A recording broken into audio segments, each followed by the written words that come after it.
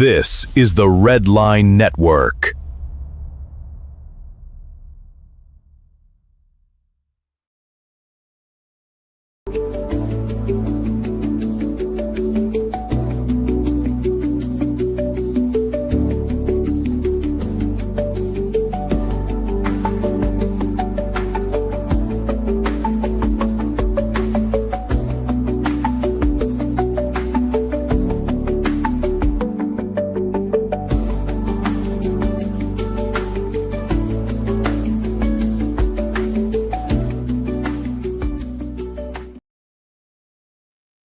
Guten Tag, or good morning, or good afternoon, or good evening, wherever you are across this country or around the globe. Welcome to another edition of Student Body Right, all things college football. I'm your host, Ryan Neff, here on the Red Line Radio Network. The Big Ten having their media days this week. Go figure, they're having it late. They couldn't have had it earlier in the month, but they're having it the next couple of days. On the program, 7:30 p.m. Eastern Standard Time, 4:30 Pacific Standard Time. Mr. JAMEY VINNICK, award-winning Palouse Bureau Chief for the @KookFan.com, at WSU Pullman alum, Viva the Underdogs, at Jamie Vinnick 9 on the Twitter. That would be Mr. Jamie Vinnick covering Washington State football. The revamped Pac-10, Pac-12, Pac-14, whatever you want to call it now. Pac-8, Pac-9, doesn't matter. It's good to see that conference is going to retool and come back strong. But Jamie Vinnick will be in here to talk about Washington State Cougars football. I'm going to have to go back and take a look. They got crushed in 2 games last year. I believe it was Washington, and I think it was San Diego State, maybe, that they got their ass kicked. But then the rest of the season, let me go to it here. Guess I had to go back and take a look. Week number 1, they beat Idaho last year, 13-10. Scrappy game. Week number 2, they beat San Diego State 36-13. Then week 3, they got crushed by then number 24 North Texas last year. Then week 4, they got their ass kicked by Washington at 59-24. Week 5, they beat Colorado State 20-3.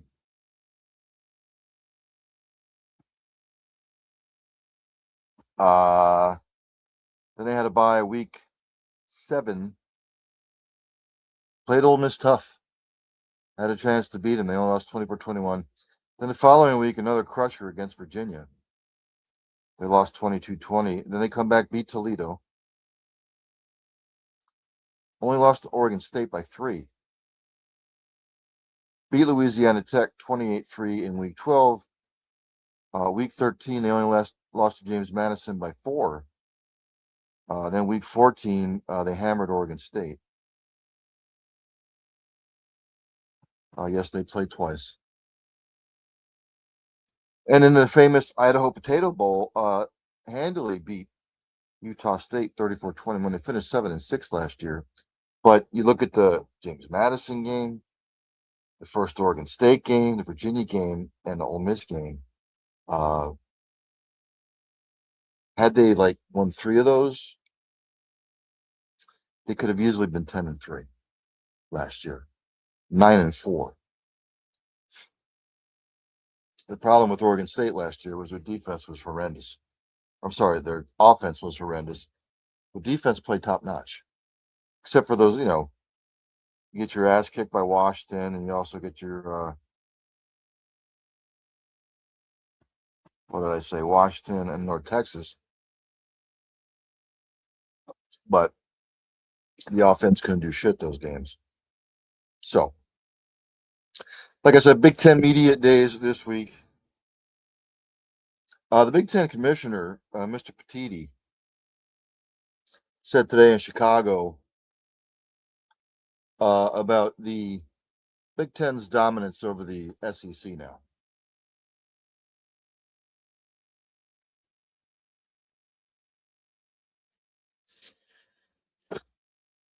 Let's see. Maybe just recently, but not over the last 20 years. Tony Petitti made it clear to the attendees of the Big Ten Media Days that his league has emerged as a class of college football with its postseason dominance in the 12-team playoff era. The Big Ten has won 4 college football playoff games in a row directly against the SEC, which hasn't had a team play for the conference title in the past 3 years. The Big Ten has 11 wins by 7 different teams the past 2 years in the 12-team college football playoff era, outpacing the 5 wins of the SEC. He said today more than double the next best league, throwing some shade.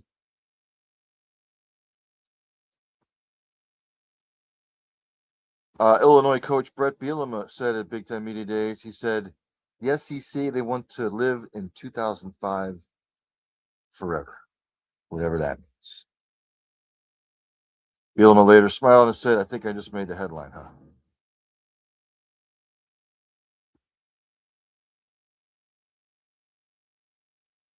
Sweet. What else did Mr. Petitti say?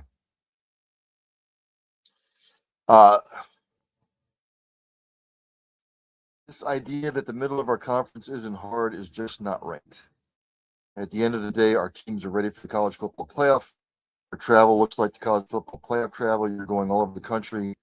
How we play, the difficulty on the road in the Big Ten, I just think that's overlooked. The reason why we've been so successful is our teams are prepared. When the best teams in any given season play each other, that's great. That prepares them, but you also get through a lot of really difficult games. Not to mention NIL and the transfer portal. That's where the Big Ten, I believe, has made up the most ground. What else did Petitti say? I think the first place you go is with our colleagues in the other conferences, SEC, ACC, Big 12, Pac 12, also a defendant, and the NCAA, he said.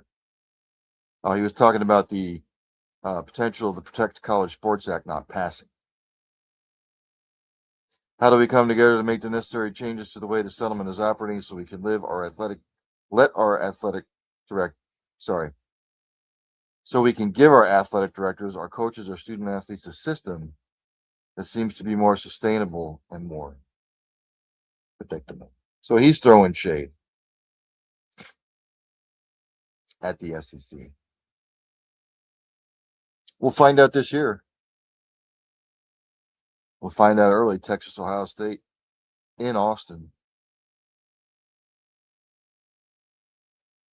Notre Dame has passed Ohio State for the richest patch deal. Patches. Was an old Clarence Carter song. Reported by Mark Schlabel at ESPN, Notre Dame has reached a multi-year deal with SoFi Technologies that will place the financial service company's brand on the Fighting Irish's jerseys in every sport starting this season, the university announced today. The 6-year deal is worth about 18 mil to 20 mil per year, according to industry sources, and it's believed to be the richest in college athletics history. It is the very first time a corporate logo will appear as a patch on Notre Dame's jerseys.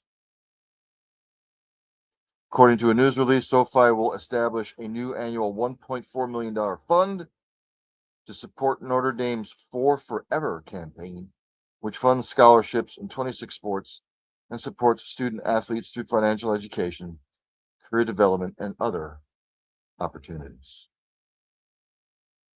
Notre Dame Athletic Director Pete Bavacqua said in a statement today, our For Forever promise at Notre Dame is paramount to providing the best student athlete experience in the country. SoFi shares in this commitment to developing strong, ambitious leaders who are set up for success at Notre Dame and beyond. Together, our relationship will create lasting value as our student athletes and their families for generations to come. Blah, blah, blah. Bullshit. It's just about more money.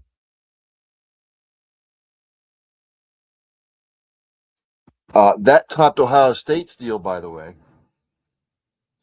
that they have made with JP Morgan Chase for a lucrative jersey patch deal.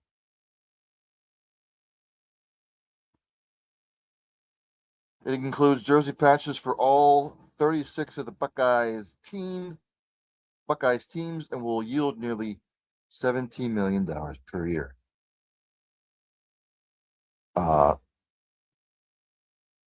It is believed to be, other than Notre Dame, one of the biggest non-apparel corporate deals in college sports. Ohio Athletic Director Ross Bjork said, JP Morgan Chase is a global brand with deep roots in Ohio, making them a natural partner that shares our commitment to innovation, excellence, and long-term community impact. And $17 million, by the way.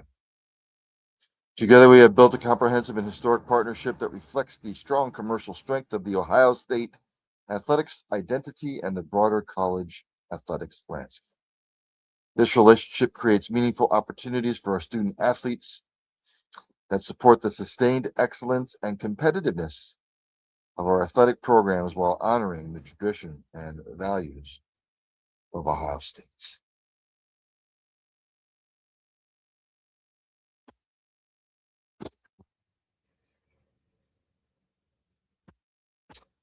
This keeps getting better. I don't want to hear about striving for excellence and all this other bullshit. It's about the dead presidents, man. That's all it's about. It's about the dead presidents. All this other spin doctoring, rhetoric bullshit is just a way to make it sound really good, like they care about the other stuff. They don't.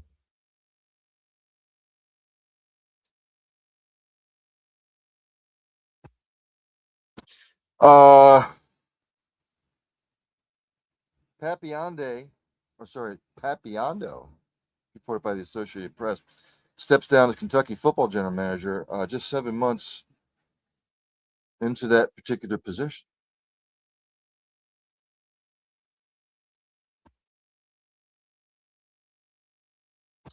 Remember, he followed Will Stein from Oregon over to Kentucky. He said, "This is a personal move, and I hope everyone will respect the private nature of such a tough decision." He thanked Kentucky and Stein for the opportunity.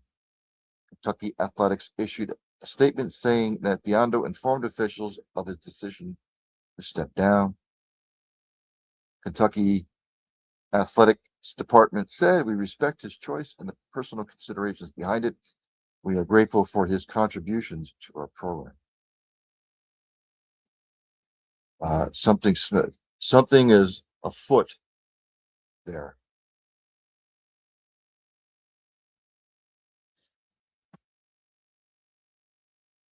Some of this other stuff I've already been through. But if you care about shit like this, Heather Dinich, ESPN, she's still sticking with Texas as a preseason #1. She thinks Texas has something to say this year. I still need to see it on the football field.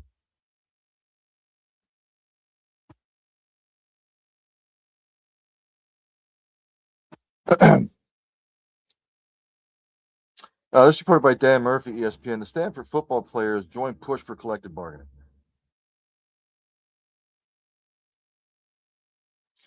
Stanford football players have formed a campus chapter of the College Football Players Association, making the Cardinal the first team to partner with the organization, which aims to eventually unionize college athletes, which would make them employees.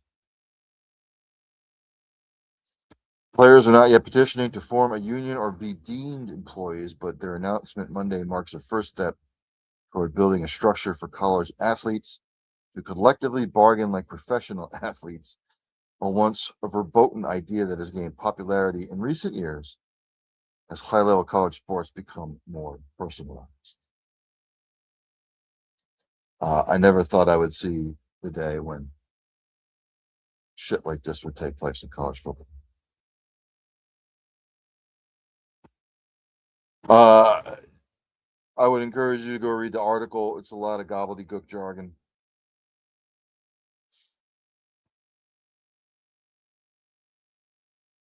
This is just another way for the Power Four conferences to leave the little guys behind.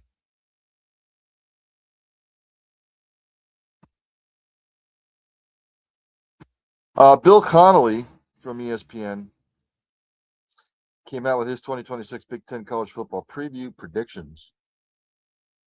I don't do any of this stuff because it doesn't matter.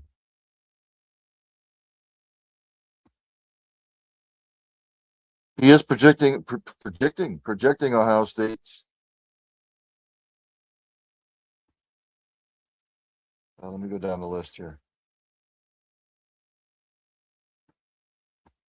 He has Ohio State as the favorite, followed by Oregon. It's the same players in the Big Ten, by the way.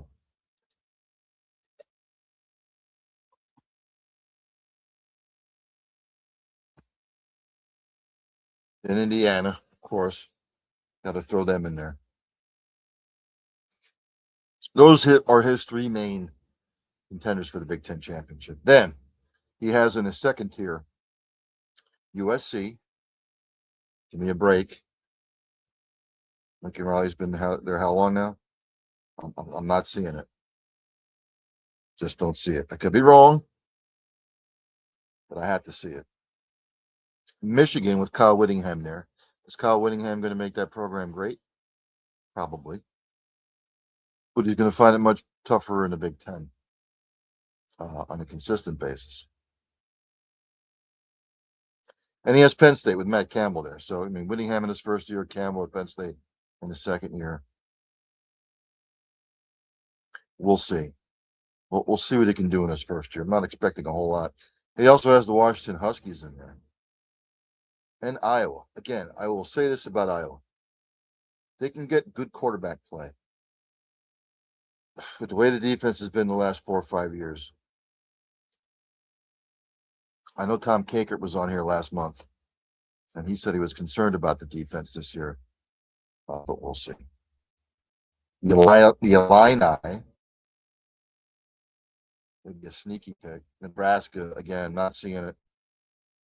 Still need to see it. And he has Minnesota. Again, they're good for 6, 7 wins a year.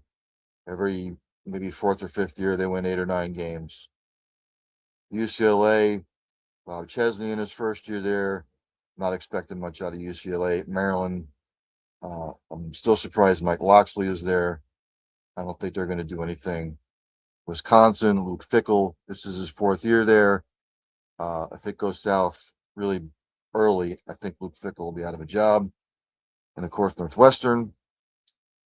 David Braun in his 4th year there. See what they can do. And he has Rutgers. These are the teams that he has maybe going 6-6. What can Greg Schiano do in his 18th season? Michigan State, a lot of first-year coaches in the Big Ten. Pat Fitzgerald.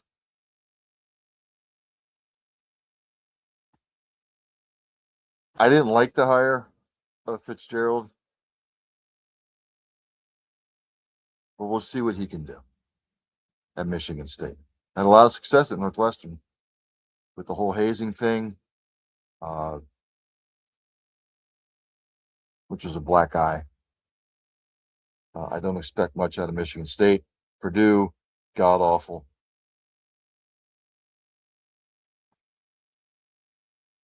He has down here many big anniversaries in the Big Ten. 90 years ago, in 1936, Minnesota went on to claim its 3rd national title in a row. Most people don't know that. Despite losing to a Northwestern team that won the conference. 1956, 70 years ago. Forrest Ivashevsky's Iowa Hawkeyes finished the program best 3rd in the AP Bowl with a 9-1 campaign and a 35-19 thumping of Oregon State in the Rose Bowl.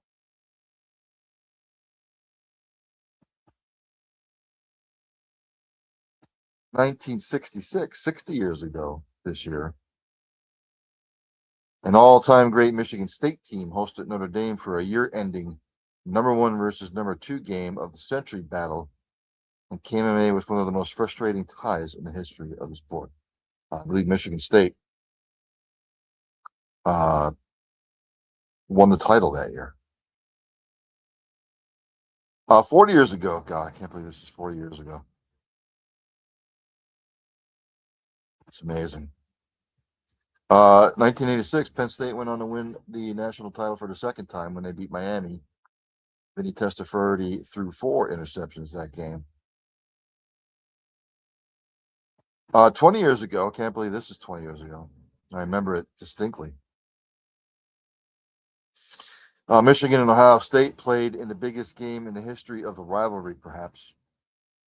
They were both 11-0 that year, and the Buckeyes won on the road 42-39. Troy Smith went on to win the Heisman that year. He had 4 touchdowns against Michigan. And then 10 years ago, Michigan and Ohio State played that year. Ohio State won that in double overtime, 30-27. And there, the Buckeyes were down 10. And a big win for Ohio State in that series.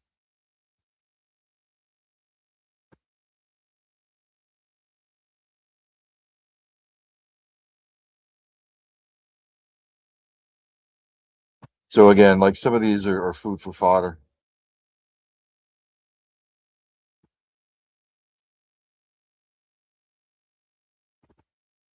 I was just looking up some other stuff here. I will, and I'll say it. Some of them come up with their updated top 25s and stuff like that.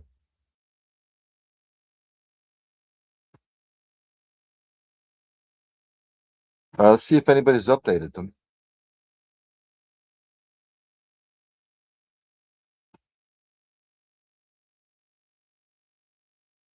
ESPN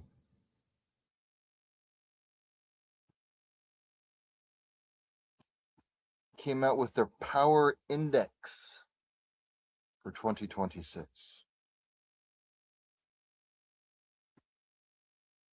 I will go down the top. Let's see, 1, 2, 3, 4, 5, 6, 7, 8, 9, 10. 2, 4, 6. I'll go over the top 11.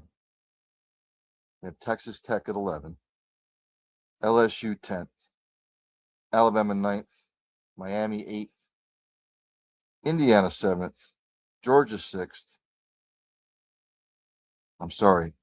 Georgia 5th, Oregon 4th, Notre Dame 3rd, Texas 2nd, and Ohio State 1st.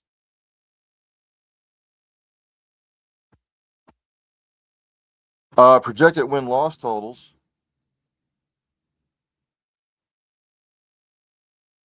You can bet this at your own leisure.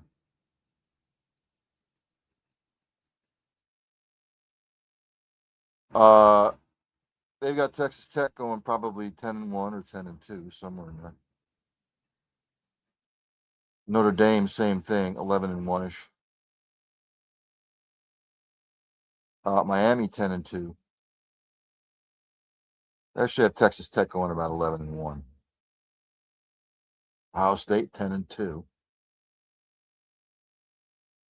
Ducks 10-2. The Hoosiers 10-2. Should be interesting. Georgia 9-3. And a partridge in a pear tree. The win out percentage, basically going undefeated. They've got Notre Dame is at 32% to win all their games. Texas Tech 25%. And then the next closest is Georgia at 10%. And then it drops off exponentially. Indiana at 9%. Ohio State at 9%. Miami at 8%. Oregon at 8%.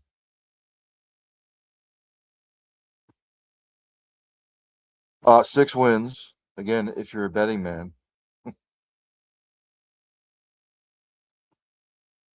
There's a high percentage of a lot of teams winning 6 games. Looks like 3/4 of the teams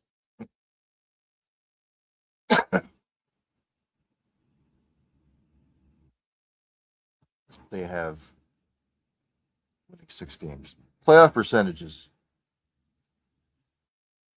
ESPN Power Index. They have Ohio State a 75% chance to make the playoffs.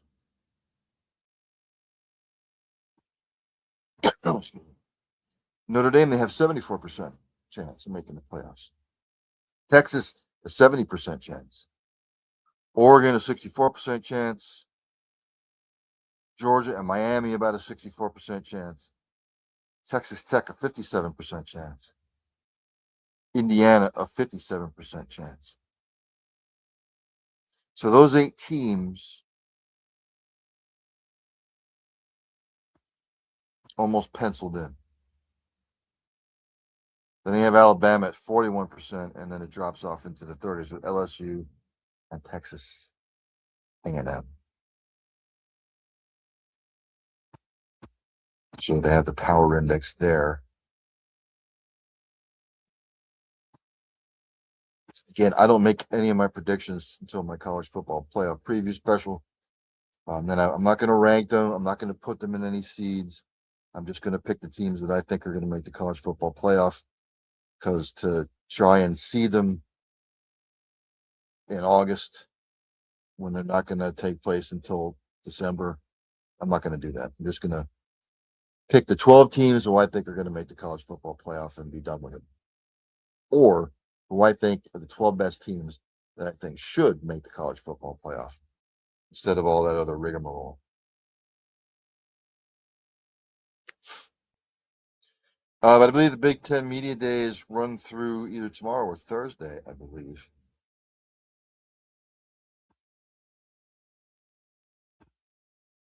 Again, I was looking over, or trying to look over,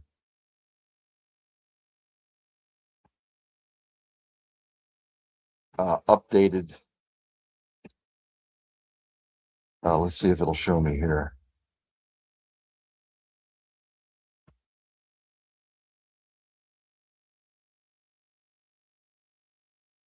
Some updated college football playoff rankings, if anybody has done that yet.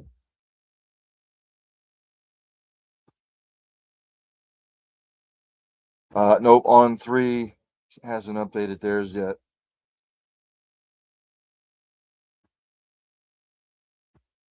I don't see Yahoo updating theirs yet. Again, it's just food for fodder. If you want me to go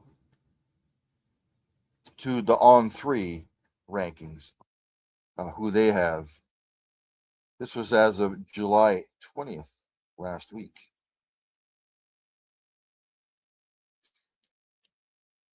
Their top 25.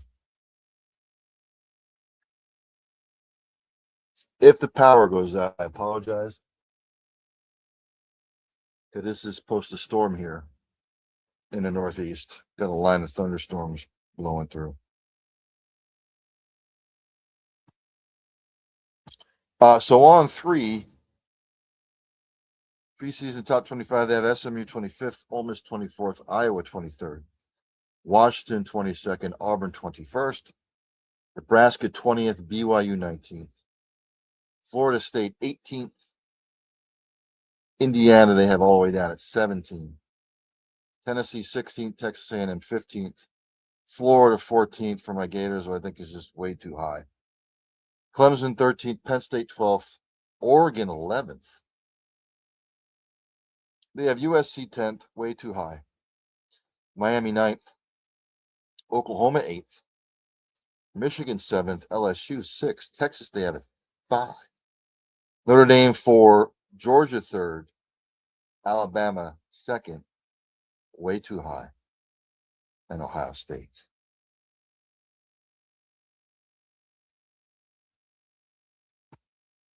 Really, they should revamp that. Some of these picks are abysmal.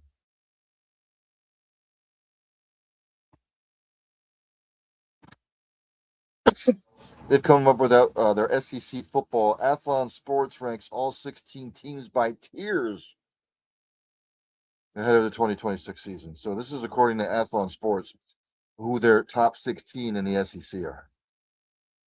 Tier 1, they have National Conference Championship favorites, Georgia and Texas. Tier 2, these are their college football playoff contenders in 2026. Oklahoma, Texas A&M, LSU, Ole Miss, Alabama, and Tennessee. Tier 3, he has his wild card teams who could do a little damage or push for a college football playoff. The Gators. You have the Gators ranked 14th, but you have them as a wild card push. South Carolina, Missouri, Auburn reach bowl eligibility with 6 wins. They have Mississippi State and Vanderbilt, and Tier 5, a few breaks for the postseason. They have Kentucky and Arkansas.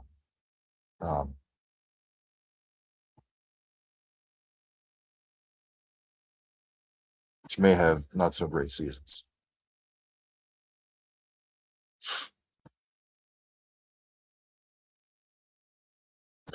And again, if I look at the SEC, I think it's wide open. I really do. People can come out with their tiers and shit, who they think is going to make the SEC champions or whatever they do. Now, I don't know. But again, on 3, according to Athlon, their National Conference Championship favorites are Georgia, Texas.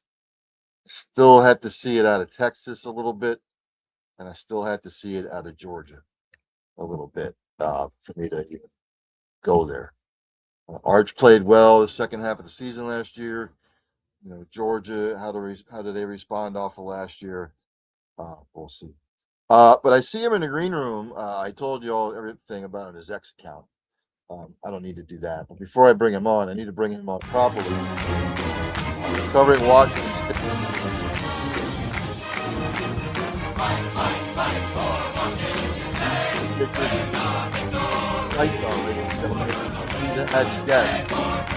Again, they finished 7-6 with Owen or Utah State, but out of winning the game, they could have won. It could have been maybe 9-4 last year, or even 10-3. The ball would have bounced a certain way. But let's bring him on. That's Mr. Jamey Vinnick. Jamey, thanks for joining.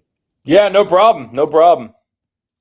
Yes, sir. So let's get into it from last year. I had to look 7-6, nothing to sneeze at up there in Pullman, plus a bowl win. And when you look at the schedule, other than Washington hammering them and North Texas hammering them, they could have beaten Ole Miss. They could have beaten some of the other teams. That first Oregon State game, that was a toss-up. They could have won that one. But I had to go back and take a look at the stats from last year. Defensively, they were stout. Offensively, it was a little bit different story. So how do they address that in the offseason? Yeah, I think just in terms of the coaching change right away, it almost addressed the offense within itself. I mean, it just, the offense that Jimmy Rogers wanted to run was a very kind of, mundane, vanilla offense. And I think at first it was the belief that it was all on the shoulders of offensive coordinator Danny Freund, and that was his offense that he was trying to implement. Then suddenly Rodgers leaves before the bowl game and they go for 600 yards and the offense doesn't look anything like we've seen all year. And it's okay. This maybe is a little more head coach oriented than OC oriented. And I think you'll see that this year with Freund, the OC at North Dakota, and you'll see what Rodgers' offense looks like at Iowa State. And I think it was a byproduct more than anything of just a defensive head coach that didn't have was maybe hadn't modernized to the game of offensive football. And I think that, you got away with that at South Dakota State when you had, the best players and the best athletes on the field. But the idea of just running the ball, 30 times on inside zone, it doesn't work unless you've got the best offensive linemen and the best running backs, and they can outmatch the defensive lines you're facing.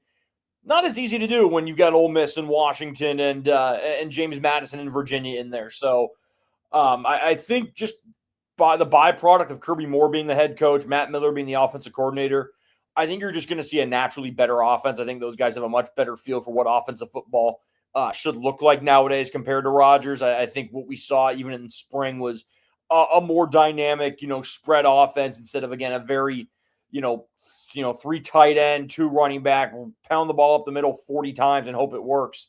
I think the offense will be much improved. The defense on the other side will be maybe more of the question because that was Rodgers' kind of natural knowledge. And the defense was extremely good last year. It was, the best defense we've seen at Wazoo in a long, long time under the direction of Rodgers and DC Jesse Bobbitt. So I think Trent Bray, the new DC, the former Oregon State head coach in DC, knows his stuff. I think he's had some very good defenses at Oregon State.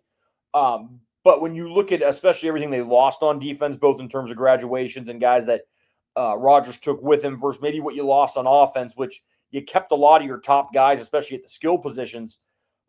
I think the offense is going to be a little bit more advanced, or at least on paper looks a little bit more advanced, whereas the defense is going to be kind of, melding together a lot of new pieces and parts. And again, these guys played spring ball together. They've been together now a few months, but I think it'll be maybe a bit more of a shift kind of to what fans have expected out of Washington State in the past, which is the high-powered offensive games. I know we don't really learn anything from spring because, you just really don't anymore. But are there any takeaways from the spring program that stood out to you? Yeah, I think what really stood out is the defensive line. I think that was the one position where they really got hit hard. Basically, I mean, they entered, portal season with 2 defensive tackles on the roster and ended up, I think it was 7 or 8. Their edge rushers, they lost most of their sacks from last year.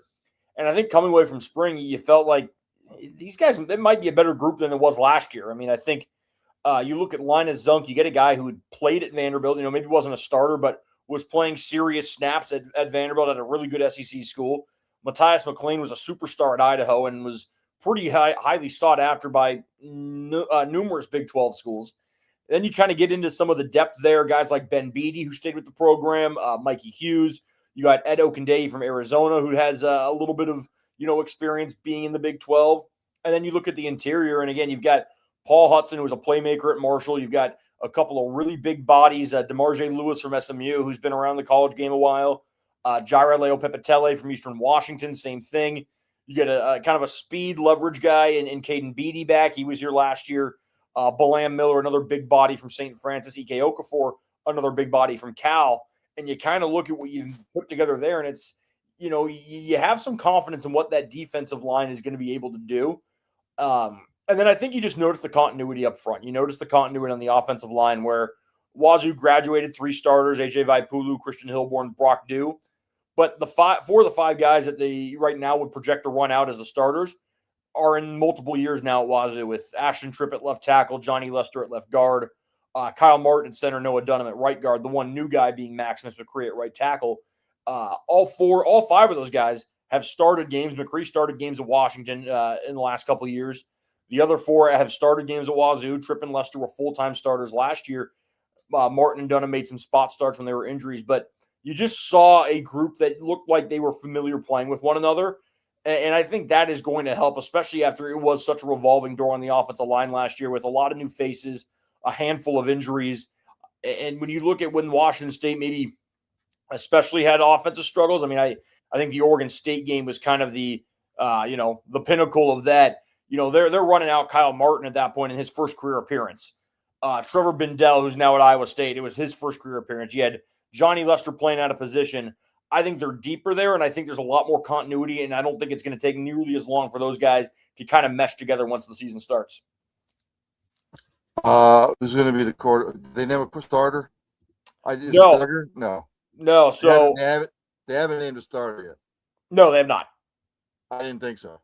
Yeah. So who out of that group do you think will come out as a starter? Yeah, I think we were expecting out of spring it would pretty clearly be Caden Pinnick, the UC Davis transfer, Big Sky Freshman of the Year. It didn't, by the time spring was done, it wasn't at that stage yet. And I think it was a little bit closer, and I think you you were kind of waiting for Pinnock to really separate himself in the spring, and he didn't really do that. And it wasn't that any of the quarterbacks played poorly. It was just like, okay, they're all kind of on equal footing to some degree. The coach's staff's always going to say, oh, it's a battle. But, the years when it was Cam Ward at quarterback, they would say, Jake Dicker would say it's a battle. Everyone knew who QB1 was. I think even 2 years ago when it was Mateer versus Zevi Eckhouse, you felt pretty confident it would be Mateer. Granted, last year, everyone felt confident it was going to be Zevi Eckhouse and ends up being Jackson Potter to start the season. But I still would be pretty surprised if it wasn't Caden Pinnock. I mean, unless fall camp shows us something completely different than what we were seeing in the spring. And, and Julian Duggar and Owen Eshelman have talent. There was no shortage of talent in that room. But I do think Pinnock, just in terms of his experience as a starting quarterback and maybe what his upside still brings as a guy who's, still got 3 years of eligibility, I think he's probably the guy who will emerge as QB1. Because I had to take a look at the quarterback competition. A lot of youth. I mean, they're young. Really young. Right, and they only have 3 scholarship quarterbacks. I mean, they didn't end up signing a quarterback in the prep class, so it's just Duggar, Eshelman, and Pinnock. They got a couple walk-ons in there, but it's basically a 3-man race, and all 3 of those guys are competing for the starting job, and it's going to be 1, 2, and 3. There's not a wild card or anything really in that scenario. So let me jump to the 2026 schedule. I really don't like doing this like this early. It's only July. Big Ten's getting done with their media days. Blah blah blah blah blah. Why in the hell are they playing the Apple Cup the very first week? I don't know. Jamie, this game should be at the back end. I'm sorry, rivalry weekend, Thanksgiving weekend. Look, has it lost maybe some of its luster? Maybe not to the people in Washington. It hasn't. It's still the Apple Cup. Why have they stuck this game at the beginning of the year, do you think? I think it's just how each schedule worked out, where you had games X, Y, and Z already scheduled, and this one you felt like you could move around a little bit. I don't know. I think it's ridiculous. I understand that it can't be played on the last weekend before Thanksgiving anymore. It's not a conference game. I know there are teams who obviously do play out of conference games. Georgia Tech, for example. Texas and A&M did for a while before Texas joined the SEC. But I do think that there would be an argument against a Big Ten team playing a non-Power 4 school that last week of the season. So I do get that. But I think even last year, you at least had a couple games in. There was at least a little bit of build. I think you go into this game and, Washington State fans don't know really what to expect. It's a new coach. Washington obviously lost a lot from last year. They had the whole drama with Damon Williams. So they're not sure what it's all going to look like on the field in that regard. You take out the maybe a lot of the meaning of that game. I mean, for years, there was 3 straight years those 2 teams met in the Apple Cup, and had Washington State won, they would have gone to the Pac-12 title game. Washington won all 3, and 2 of those years they went to the title game. But you had meaningful games year after year after year after year, and now it's like, okay, if Washington wins, it's good for them. If Washington State wins, bragging rights obviously are still important. But, I think if anything, it helps Washington State more, because if, you get to the end of the season and they're trying to push their way into the group of 6 playoff spot, and they have won the Apple Cup, that's a game that they can point to as a huge resume builder. Yeah. But, I think for the fan standpoint, again, the meaning and the importance behind it isn't the same. And then you take all of that and you put the game on a Sunday. So it's not even on a college football Saturday. They're playing on Sunday on NBC, 1 o'clock. And it's just, and I think for Washington State, there's understandable frustration, because that gives them a 6-day week before they go to Manhattan, Kansas. And I think I don't totally understand how that was approved, where, again, it's one thing for Washington. They sit at home and they play next week at Utah State. Yeah, it's a 1 less day, but they're still at home. Washington State's got to come back to Seattle or come back to Pullman that Sunday night and probably leave for Manhattan 3 days later. You take a day out of the travel. So it's just, I think it honestly, if anything, the fact that it's on a Sunday just illustrates what the game has become. And it's more of an exhibition than anything, than an actual truly meaningful rivalry game. Right. And you said they're at Kansas State Saturday, September 12th. I mean, I mean, Washington and Kansas State are both going to be favored in those games. Then they're home against Duquesne. That should be a W. Then they're home against Arizona. I don't know what I'm getting from Arizona. That's a toss-up for me. Then they're home against Fresno State. Again, Fresno State, one of those programs. It's always dicey. It's always tricky. That's a toss-up. At Utah State, beat them in the bowl game last year. That's winnable. At Oregon State, again, cross the border. Again, they split last year, so it'll be tough. Boise State always wants to spread their peacock wings, but they get them at home. At San Diego State, which is always tough to play at. Then they get the bye. They're home against Colorado State, who just seems to be rebuilding all the time.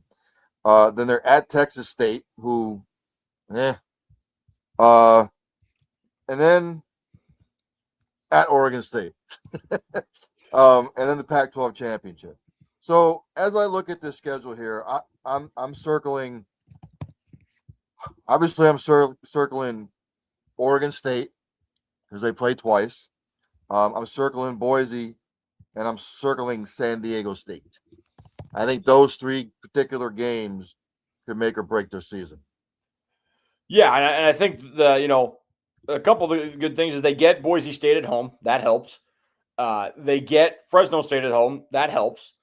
They've, the one thing, no matter all the turnover, Washington State has defended their home field pretty darn well over the last few years. The Apple Cup notwithstanding last year, and the wild game against Wyoming 2 years ago when Ben Arbuckle was basically already on his flight to Norman, and I don't think Mateer was far behind, and Dickert's head was in Winston-Salem and all that. Other than that, they have been a tough team to beat at home. I think Wisconsin and Texas Tech have certainly seen that, and there's other good teams. Even some of the the teams last year. It's not as if Toledo and Louisiana Tech or Alabama and Georgia, but they're solid group of 5 teams, and I mean they were both beaten pretty darn soundly in Pullman. So I think Washington State has to like its chances in all their home games. I think Arizona is a tough game. It's obviously about as experienced of a quarterback as you can get with Noah Fafita. Yeah.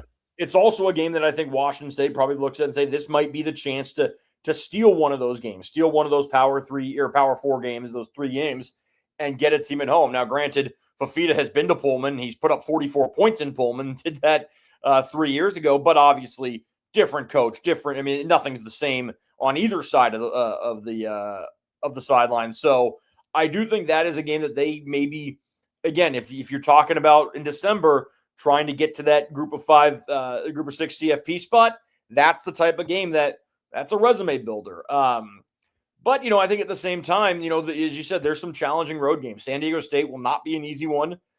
They did win down there a couple years ago, but that was a much different Aztecs team and a much different Washington State team.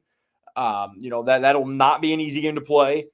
In theory, on paper, Oregon State on the road, it should be an extremely winnable game. The home team, the road team hasn't won that game since 2018, excluding the COVID year in 2020 when there are no fans. I mean, Washington State had teams miles better than Oregon State in 2024 and in 2025, and they lost both of those games in about as different a games as you could imagine. One game there was no defense. One game there was no offense. So that, I mean, Reser Stadium has really just kind of been a house of horrors for Washington State the last few years. The same way that Martin Stadium and Giesa Field has been a house of horrors for Oregon State. They haven't won there since I think 2000. It's either 12 or 14. It's been a while. I know that much. Mm-hmm. It is I think 13 actually, but it's been a long time since the Bees have gone to Pullman and won.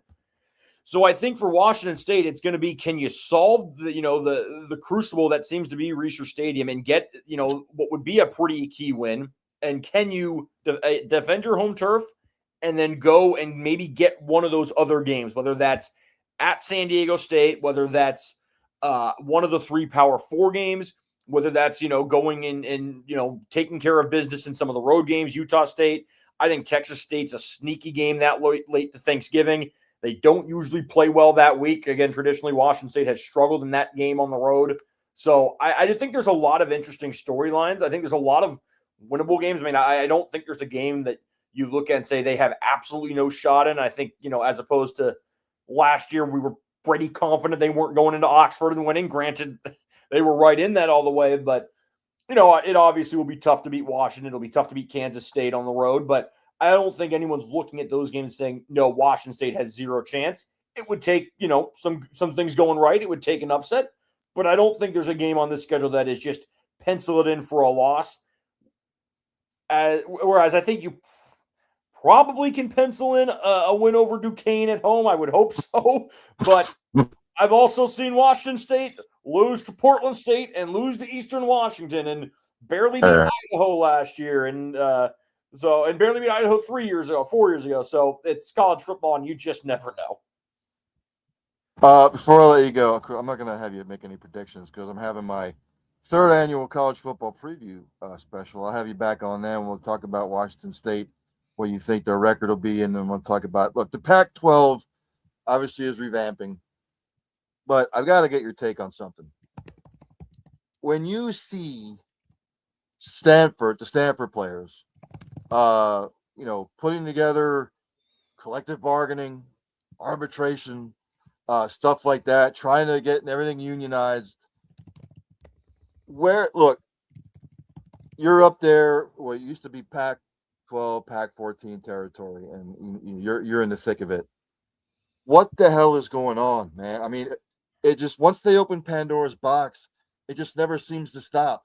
First, it was Oregon and whoever going to the Big Ten.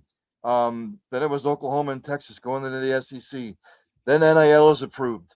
And it just seems like there's this, and then now Greg Sankey says, well, it's probably never going to happen. I was just sort of like floating that out there, that we would break away from the NCAA.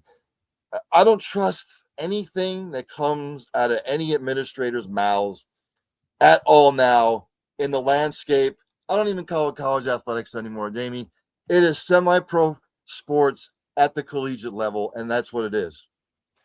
Yeah, I mean, I think and I've used this example before, is the greatest thing that I can use to illustrate what college football is now is when Cam Ward transferred from Incarnate Word to Washington State.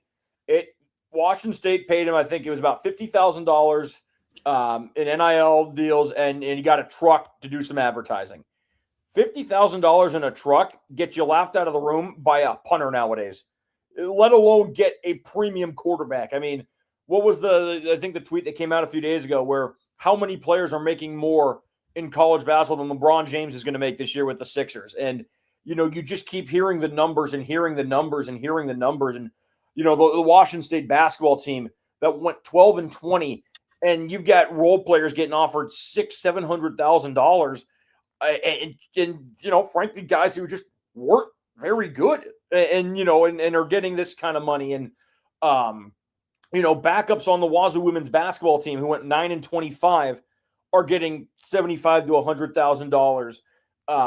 And where meanwhile, they're keeping their starters for cheaper. And, you hear just some of the dollar signs that get thrown around. And I'll say to Washington State, especially the football team's credit, they found, I think, some avenues to get some of that money, because I mean, some of the guys they kept this last offseason would have been gone 2 years ago. I mean, when you look at Tony Freeman and Kirby Voorhees, especially, I think hiring a Kirby Moore and, the proximity and the fact that he's a known name, especially in the central Washington area, I think helped Washington State be a lot more competitive in the NIL field. But, for the longest time, and we'll see what it looks like again this winter for the Washington State program, transfer portal season was just, okay, who's going, and you would see a freshman really start to pop off, and 4 games in, it's okay. Ace Glass was a star at Washington State on the hardwood this year, and he had a 40-burger against Arizona State in Maui. And at that moment, everyone knew, all right, he's playing somewhere else next year. Like, there was no debate. There was no maybe Wayshawn Parker, who's at Utah now, had a couple of huge games as a freshman, and it was, yep, all right, he's playing somewhere else next year. So it's just, it's just messy in that. And, you start listing guys, and it's, where didn't they play? And, it's more surprising when you see a kid stay for 5 years or 4 years. And heck, it's more surprising when you see a kid who's played 2 places. It's 3 or 4 regularly. And it's just, so I'm with you. I don't trust anything any administrator says. They're going to say what they want publicly, but it's a different game behind the scenes, and it's just become a mess. Yeah, it's a shame.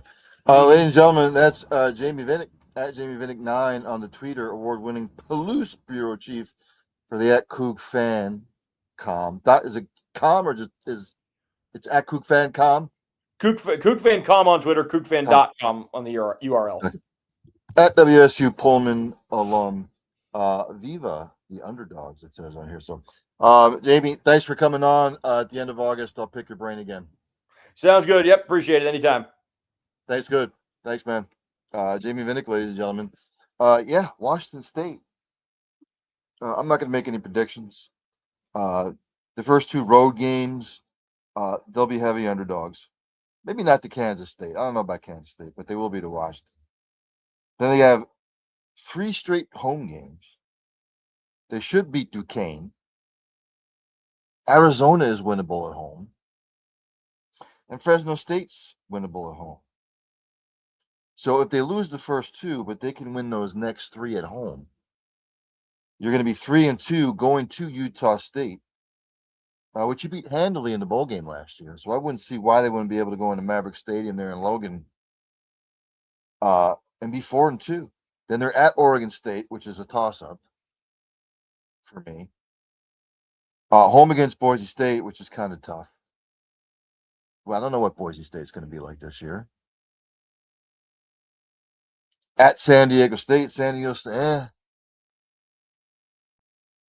but it's always a tough place to play, but that's winnable. Then again, the bye week, home against Colorado State in Pullman. I more than likely should win that one. At Texas State, he said that's a sneaky, tricky one. That's actually the Saturday before Thanksgiving. I wouldn't see why they couldn't win that one. And then home against Oregon State, then the Pac-12 championship game if they make it. You know, if I had to look at it now, I'm looking at maybe 8-5-ish, 8-4-ish. 7-5, somewhere in there. And again, there's other teams coming into the pack, whatever it is, next year. And I'm glad for the conferences. You know, when Oregon left and USC left, and UCLA, UCLA left, Arizona, when they all left, they thought that that conference was done. And now the likes of Washington State and Oregon State, or the 2 left, they're looking at everybody going like this.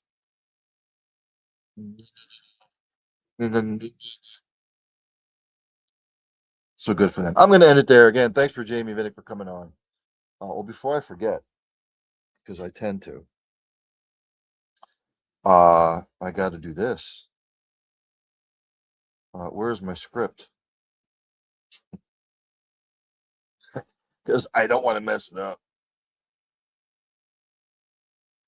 Where am I going?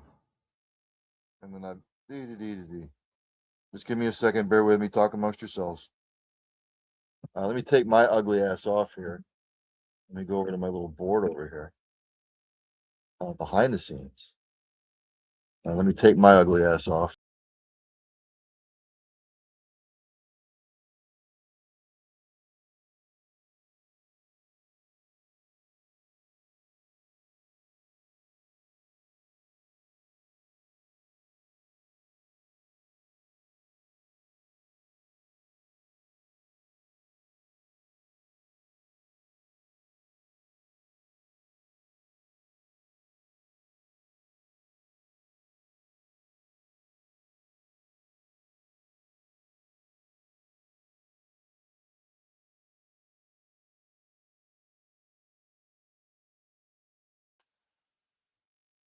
So I'm going to end it there.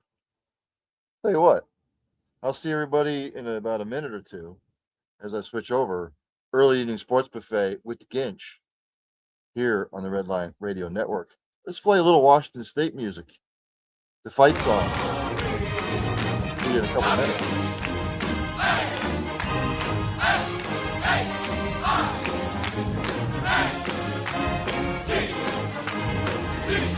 Oh,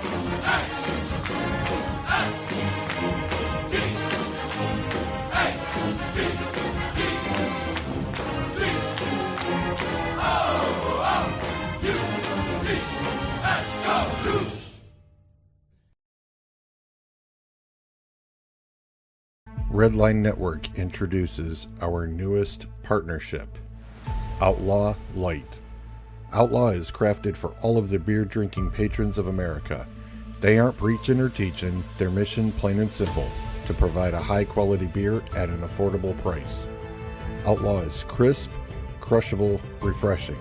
Available by the case, tall boys, 16-ounce six-packs or singles. Go to outlawbeer.com to find the nearest can or tavern near you. The Redline Network proudly raises their cans to you. Stay bold, Outlaw.